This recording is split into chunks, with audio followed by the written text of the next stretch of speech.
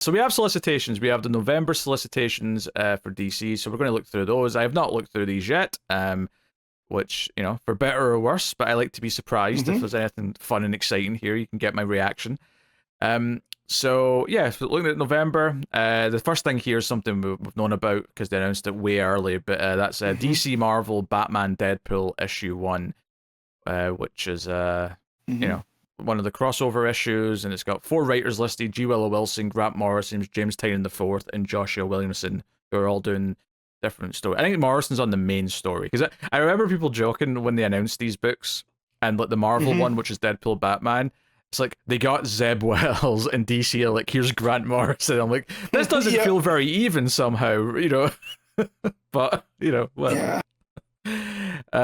So that's coming.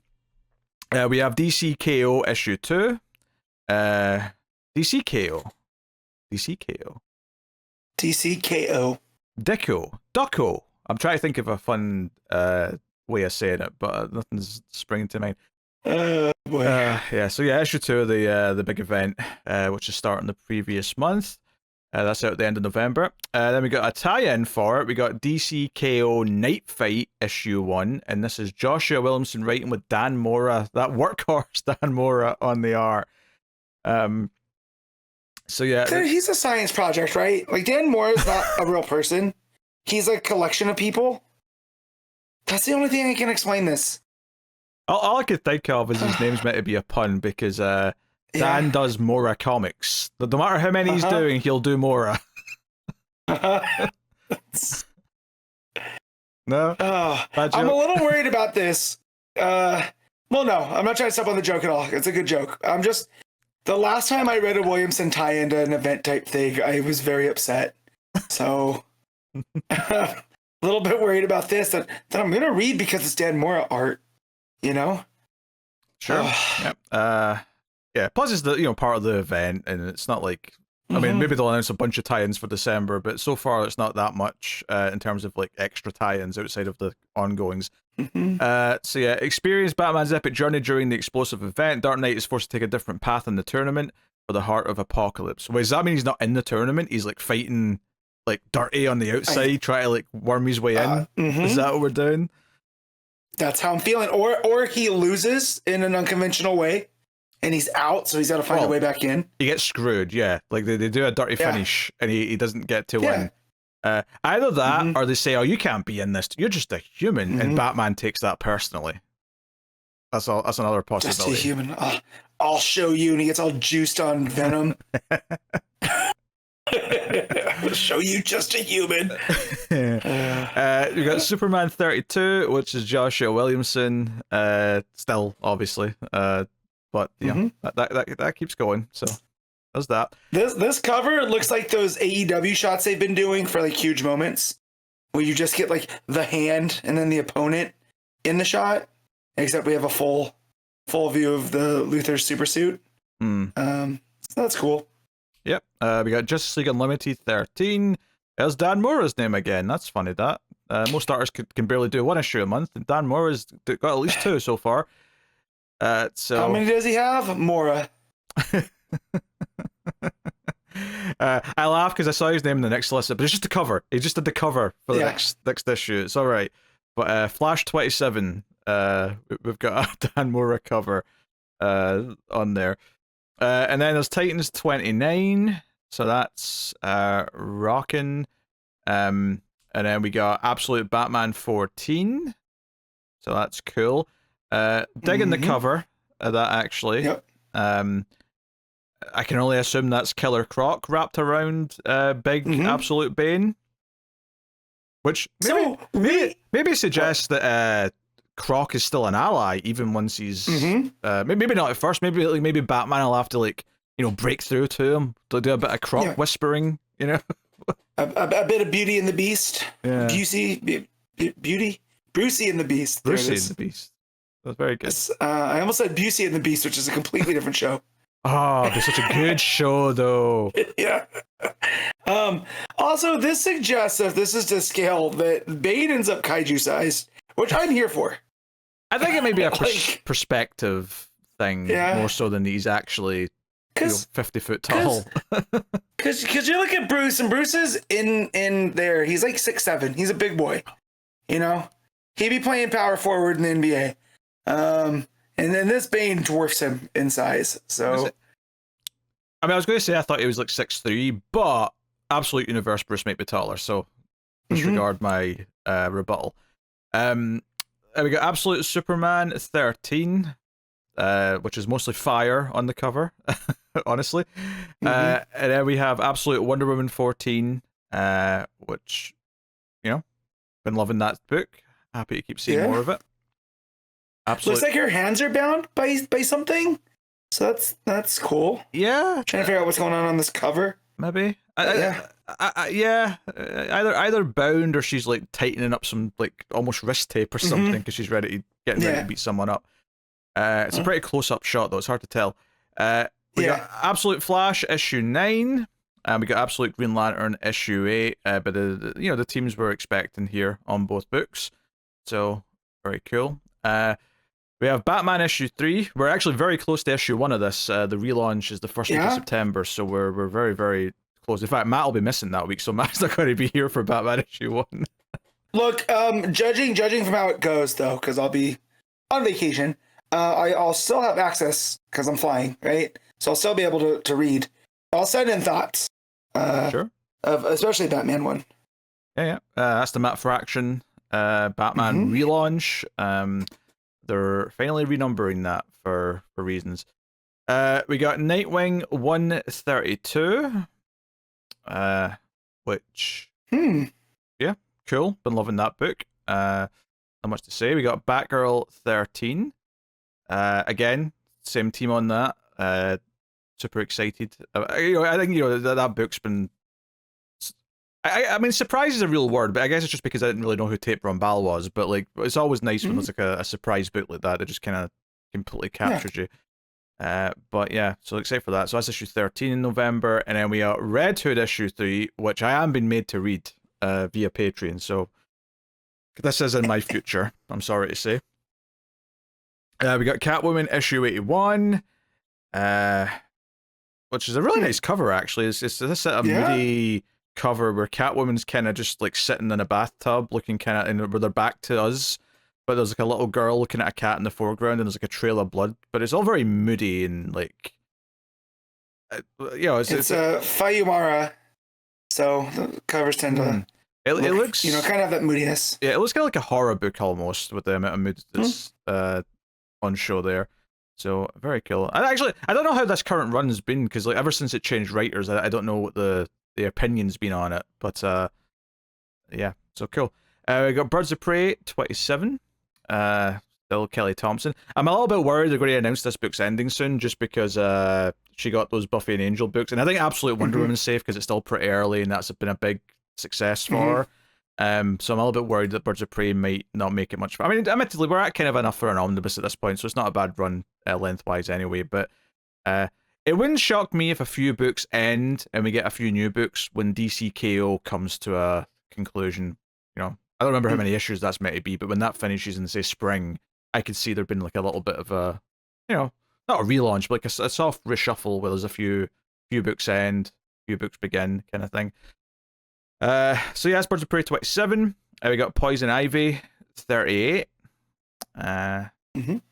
We have Harley Quinn 56. We have Harley and Ivy Life and Crimes issue 1 by Erica Henderson. So because you demanded a new series entirely about Harley and Ivy's relationship, witness the entire story of the DCU's #1 criminal couple from the very start. Oh, so is this like the start of their romance? We're going back and doing kind of the origin? Yeah, that's what it looks like. Interesting. So just a writer listed for this right now, as far as I can see. So maybe they're still finalizing some details, but cool. No, it says underneath the Eisner Award-winning artist and writer Erica Henderson. Because it just says writer on her name at the site, which is why I didn't see that. But fair enough. Okay, we got Batman and Robin 27. As Johnson's deep into his next arc, because that first arc that he had kind of lasted like a good 10-11 issues. So kind of fun to see what he's got coming up with the next issue. But this is a few into it, of course. So that's cool. We have Batman, Superman, World's Finest, 45. This keeps on soldiering on. But yeah, we got Lex and Joker on the cover. How do you feel about that? Those two men are going to hate each other. I feel they have I think they have the inverse relationship that Bruce and Clark have. And so they don't like each other, but they'll deal with each other to do something. And then, yeah, I mean, obviously it's fun for Legion of Doom stuff, and like it makes sense to want to see them work or at least be around each other because they're the arch nemesis of the two heroes. But my favorite kind of Joker is the sort of person that Lex Luthor, even the worst version of Lex Luthor, would never want to be around. Yep. So, Dan Moore did a cover. More Dan Moore. And I feel like Joker wouldn't respect Lex because Lex doesn't have enough fun. Oh sure. So, yeah. So yeah, that's two covers and two interiors so far for Mora. We got Batman Dark Patterns, issue 12. This will be the final of the next 3-part arc, so that's cool. I got someone at the comic shop to pick up the first 3 issues of this. Oh, nice. Because as I was picking up my books, we got talking about comics and DC, and they were talking about how they're not in it monthly, and I was like, well, I don't know if there's a collection of them, but they have the first 3 here of Batman Dark Patterns, and it's kind of if you like it, then you get the next 3. You can always get digitally. They picked it up, and I look forward to see if I run back into that guy. I have to assume assuming they're going to do just 2 of the arcs per collection. I have to assume the first collection is probably out, or at least soon out. But that's cool. No, it's a great book. I think, unless I'm forgetting something, and certainly in terms of ongoings, it's the best Batman book right now. So, cool. For sure. We got Detective Comics 1103. These 4-digit numbers are a lot to say. Yeah. So, but yeah, that's very cool. We get a new villain in Gotham. So Tom Taylor's doing some stuff. So that's cool. Plus Superman's appearing apparently. So Matt will enjoy that. Speaking of the big numbers, we got Action Comics 1092. So we're still doing some Superboy stuff with Mark Waid at the helm. We have Wonder Woman 27. Now, I'm not going to read too much into this, but I just noticed the first sentence says, after the shocking events of last issue, which made me go, oh, what's issue 26 got for us? But, no, very cool. Still doing Mouseman stuff. We have Trinity, Daughter of Wonder Woman issue 6, which I believe wraps up that miniseries. Although, I do not like that these solicits are not telling me when something's the end of a miniseries. Yeah, right. Not a fan of that. We got Supergirl issue 7, and there's a shark. Yeah. Is that like a king shark, or is that another type of like standing shark? I'm not sure who the shark is here, but it looks like it's wearing a dress. Oh yeah, I can see that. I thought that was like 2 big like inflatable armbands at first, like a kid would wear in the pool. It's for the king sharks people that can't swim, so it wears floaties. Dear. Anyway, so yeah, Supergirl 7. We got Superman Unlimited issue 7. So we're still kind of in the early days of that book, so we'll see where that's going. We got the New Gods issue 12. So that is cool. And they're saying this is the finale, at least to the story, if not the book. I think it is the finale to the book. I want to say that we heard this was 12 issues at one point. So yeah, because it's calling it the reality bending finale of Ram V and Evan Cagle's cosmic epic. So, oh man. Yeah, actually, I think I saw someone posted something in the Discord about Ram V saying he was going to be taking a little break from writing when his current projects are done for a bit, just to recharge. Okay. So maybe a little bit before we get our next Ram V book announced.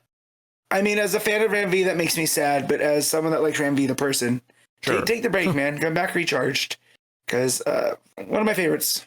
Yeah, for sure. We get Aquaman issue 11 with Darkseid on the cover, by the looks of it. So I don't believe it. We thought this from the beginning. It's taken 11 issues to hit Darkseid and Dark Tide, and Bud, Jeremy Adams, I trust you, but not now. Oh, very, very interesting here. Justice League Red issue 4 has cover redacted. They can't show us it because of spoilers. Interesting. When was the last time we saw that in a DC Solicits? It's been a while. It has been a while. So yeah, I mean that's starting very soon. It's like starting like next week or something like that. So we'll have some thoughts on the first issue soon. We got Cheetah in Cheshire robbed the Justice League issue 4. Issue 1 was great, so excited to see more of that. We have Green Lantern issue 29. So that's there, as is Green Lantern Corps issue 10. Which also been good. Interesting to note that at least in the credits here in the solicit, Adams is not listed as the co-writer or core anymore. So I wonder if Morgan Hampton's been co-writing them for a while now, and this is like her stepping up and being like, oh, you can just do the book now.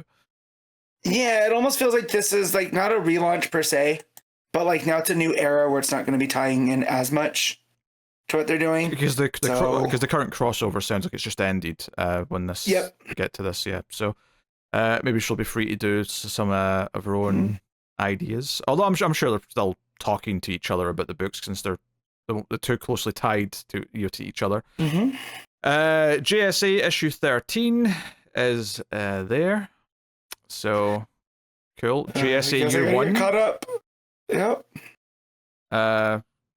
I mean, I'm not mad at the idea. I mean, JSA Year 1 sounds like a fun idea. Like, that's what I said. Guess I gotta get caught up because it's got Sandman. I love Sandman as a concept. And if it's set in that time, man. I mean, I'm only behind an issue. It's not that big of a deal. Yeah, I was going to say, I didn't even realize you'd have to catch up because it's only been, the one issue. But I like the idea of a Year 1. I think the main thing is that because it's going to be separate from everything that's been going on, it might actually feel much better because it can be fairly relatively standalone compared to like, I mean, I'm sure there's going to be some stuff in there that's related to what's going on in the present day stuff, but I hope this is something that kind of does operate fairly well on its own. So maybe Lemire's going to finally hit a bit of a stride with the Year 1 arc, but we'll see. So that's issue 13 that starts with. And Gavin Goodry on art, which is a change up, right? I think so, yeah. Yeah. All right, Green Arrow issue 30 is there.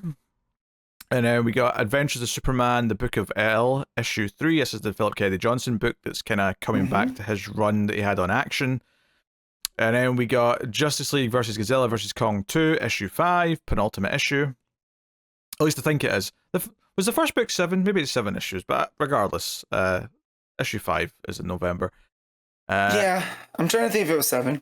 Yeah, even Ghidorah on the cover, like not just a variant, like Ghidorah's on the cover for this one, and I'm still not like that motivated to read more of it. And they're teasing Rodan too. So there you go. Yeah. I mean, I think teasing's a bit of a soft word. It just says Rodan joins the fight in the text now that I'm looking at it.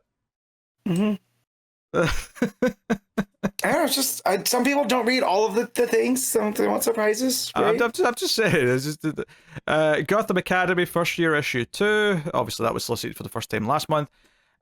We have our $10 anthology issue for Christmas here at the end of November, which is DC's I Saw My Uncle Kissing Santa Claus. Yep. I don't get this one. I usually get these puns. What's this pun? So Ma Hunkel was one of the early characters in DC, precursor to the Red Tornado. She wore the pan over her head, fought crime. Yeah, she was like a stay-at-home mom type. Okay. So yeah. That's a bit of a deep pull. I feel like most people aren't going to get that one. Nope. Okay, fair enough. Batman Static Beyond issue 1. So yeah, Batman Beyond and Static team up miniseries. Like my high school Saturday mornings and back again. Yeah, I can't say I have any interest, but neat for people who are into it. We have Batman Gotham by Gaslight, A League for Justice issue 5 here. So that's cool. Then we got Immortal Legend Batman issue 4, which is the kind of anime-looking Cale Higgins book that's about to start. We got Batman Green Arrow The Question. Okay, I don't know if I've ever seen You know how we get every so often we get a book like this, right? Where there's a slash, as Batman, Superman, there's a slash in there, right? I don't know if I can think of an example where there's 3 names like that. Because this is Batman slash Green Arrow slash The Question. Can you think of an example where there's 3? No. Weird. Anyway, so this is Batman, Green Arrow, The Question, Arcadia, issue 1. This is Gabriel Hardman who's writing this. Who I was did he do like a good Black Label book? That sounds familiar. Believe Green Lantern Earth 1, I believe. Oh, okay, that is a good book. Okay, that was a good book. I'll read the description for this one. From the decaying husk of Hub City, Vic Sage, The Question goes deep undercover on the trail of human trafficking operation in the frozen Arctic. Oliver Queen, the Green Arrow pushed out of his own company's C-suite, must get his crumbling life back together, but what is Queen's Industries' involvement with a mysterious project dubbed Arcadia? Spurred on by The Question, Green Arrow joins the hunt for answers, but one obstacle stands in the way of their investigation: the Batman. Writer-artist Gabriel Hardman comes to DC Black Label with a hard-boiled modern twist on DC's social thrillers of the 1980s, updating this opinionated trio of lone wolf vigilantes for the era of open-class warfare and ecological collapse. Okay, I mean, this sounds like a good Black Label book. This is yeah. No indication of how many issues it is, so we'll just have to hope and see. But I did like Hardman's work, and his art especially on that other book. So, and I think it will fit a grittier detective style. I think it's a good fit as well. So, no, It almost feels like this is the version of The Question that inspired Rorschach, right? Sure, yeah. From Watchmen. So seeing that version maybe play out against a Green Arrow, right? And that's very exciting. And they throw Batman in. Yeah, there's not been a lot of issue 1s in these solicits so far, but this is a nice surprise. This one, so consider this on the watch list. Then we got Joker Harley, Malicious Intent issue 2. This is the sequel to that Harley as the agent hunting Joker serial killer book. They're coming back for a sequel here, so another big $7 50-page Black Label issue. So that's cool. We got Superman, the Kryptonite Spectrum issue 4. Obviously, we'll be talking about issue 1 later on this episode. We have The Batman Second Night issue 2, so that's another Black Label book getting a sequel, which I'm pleased about because I really liked that first one. And then we got some facsimile editions, which I'll just kind of skip over. There's that Court, Children of the Round Table issue 3, and you know what? Bless Tom Taylor. I've been seeing him promoting this in social media, and I just don't care, Tom. I'm sorry, I just don't care. You know what? Not everything's for us. And if this is going to be, a kid at the comic shop picking up something like that. Sure, I'm not. Because it feels like it's very YA. So, Yeah, I'm not mad that it exists. For the audience who will get into it, by all means, absolutely lap it up. There's very few premises and titles that you could throw into a book that's designed specifically to repel me than Kids this. and King Arthur. Yes. Kids and King Arthur? Forget about it. I mean, the kids thing's just a dumb joke. Like, there's tons of things I like with kids in it, but yeah. Teen Titans Go issue 9, and then we got some collections and whatnot. I think actually this is like a hardcover one shot. This is Supergirl's Superheroes Crypto's Big Break. This is like a young adult short graphic novel. And then we're on to the collections, which we got Absolute Batman Volume 2, Abomination. So obviously that's the second part of that. Paperback as well. We got the New History of DC Universe hardcover. We have The Flash Volume 4, Bad Moon Rising, trade paperback, which is the current run. We have Poison Ivy Volume 6, A Death in Marshview, both hardcover and paperback. Again, that's the current run. We have Nightwing Volume 2, Death Trap hardcover and paperback, and that is the current Dan Waters run. Do you know, it's a good sign that that's getting the hardcover and the paperback, because I was worried that Nightwing wasn't selling too well, but typically they only do the hardcover and paperback for the collections if it's something that is selling well, at least in collection, if not physically in general. So I'm hoping that's a good sign, but because I'm loving that run. We have DC Power, Rise of the Power Company hardcover. We got Batman Brave and the Bold, Myth and Mysteries trade paperback. We have Supergirl Woman of Tomorrow DC Compact Comics Edition. Not surprised they're putting out new versions of that before next year with the movie coming. I imagine the deluxe might even get a reprint by then, unless it's very plentiful right now and they don't have to. But like, it wouldn't surprise me if they do. DC Finest, The Doom Patrol, The Death of Doom Patrol trade paperback. We got Batman White Knight Absolute Edition, so that's the first White Knight book, issues 1 to 8. We have Batman and Robin by Grant Morrison Absolute, which I think is just a new printing. I'm sure that's been Absolute before. We got Justice League Dark, the New 52 Compendium, so that's a big giant thick paperback of that material. We got Green Lantern Compendium 1 Rebirth, so this is the Jeff Johns run, the first like third of it maybe in giant paperback form. We got Batman and Superman and World's Finest, the Silver Age Omnibus Volume 2. This is a reprint. This has came out before, but I do like seeing that they keep those in print. It's kind of nice that they keep bringing them back for people who missed them. We got Batman Adventures Mad Love Deluxe Edition, new reprint. We got Batman R.I.P., new paperback reprint. We've got Green Lantern by Robert Venditti Omnibus Volume 2, for people who want a nice big fancy version of that run. That's cool. We have Justice League of America The Nail, complete deluxe reprint. I have to be honest, me and Connor read this for like a Patreon thing a few years ago, and I didn't really like it. Yeah, I remember, I think, was that during the pandemic? I remember you guys talking about it, but I didn't read it. Yeah.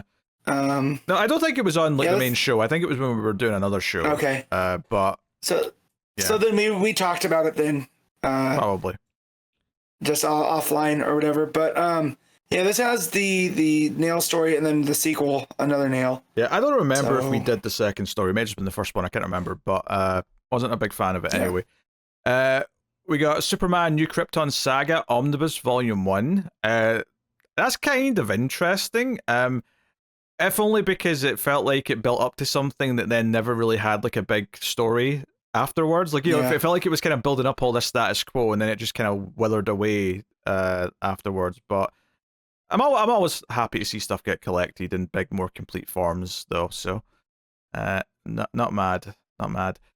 We get Absolute Blackest Night, new printing. So just Blackest Night with a bunch of the tie-ins kind of linked in. We got Wonder Woman: The Silver Age Omnibus Volume 3. So this is a new one, which is cool. So this means they've been continuing these. This has got Wonder Woman 150 to 177 and a couple other straggler issues. So that's nice to see. Especially even as someone who's like all digital now and has been for a long time, this is just nice because it means they're remastering those issues, because even the digital versions will get better looking because these exist. If they were even there in the first place. Sometimes, you know, there's definitely pockets of old issues that just aren't there yet digitally, so this means they'll probably appear. Young Justice Omnibus Volume 2. This is Lanning, Brian K. Vaughan, Chuck Dixon, Dan Abnett. Is this like post Peter David or before Peter David? So I think it's post, because Peter David kicked off, because he's even listed on here too. So on the cover. So he is, yeah. That's interesting. Yeah. So is this kind of like, okay, the tail end of what he did, and then just whoever came next, like just the next big chunk of all those issues? Yes. Okay. Or there's crossover, because there's a lot of crossovers in here, right? You have Titans Young Justice Graduation Day, the JLHSA Secret Files, Teen Titans, Superboy. So, yeah, it might just be those two. But I know Peter David did a big hefty chunk of Young Justice. So yeah, I mean, it's up to issue 55. If he was writing up until then, he'll probably have all the Young Justice issues. Yep. Annoyingly, try to find how many issues he did is not as easy as you would think it would be. All right, whatever, doesn't matter. He probably did. Anyway, that's the last thing in the solicits. That wraps everything up. That's a run that I would like to read at some point, actually. It says Young Justice. But yeah, that's the solicits. I mean, nothing too surprising in there. There's that cool Black Label book, but other than that, it's mostly just the next issues of everything. Obviously, there was more stuff announced last time, so you tend to get a quieter month for new books once you've, because we had the big event announced last time and all that. So I can see it being kind of lukewarm till we're getting near the end of the event, I would assume, and then maybe a few things will launch spinning out of that. But yeah, we'll see. So also, real quick, Peter David did do 55 issues of Young Justice. So so that's the end. I'm willing to bet. Okay. Yep. So I'm betting all those other names on here are those tie-in, crossover. What was weird though is he wasn't listed in the credits at the side. He was only listed in the text. So it's obviously just weird because he's clearly the main writer of the book. But right. all those names threw me. But yeah, cool.